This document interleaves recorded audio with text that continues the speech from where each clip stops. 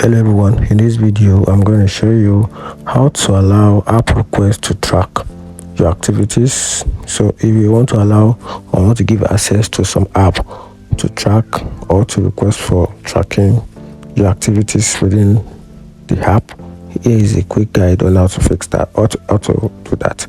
So the first thing is open up your settings, then scroll down, tap on screen time, scroll down again, tap on content and privacy restriction.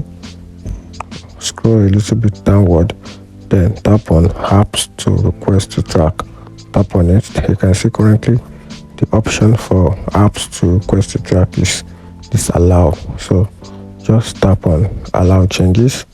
So the app will be given access to track, and that's it. If you find this video helpful, like and follow for more. Thank you.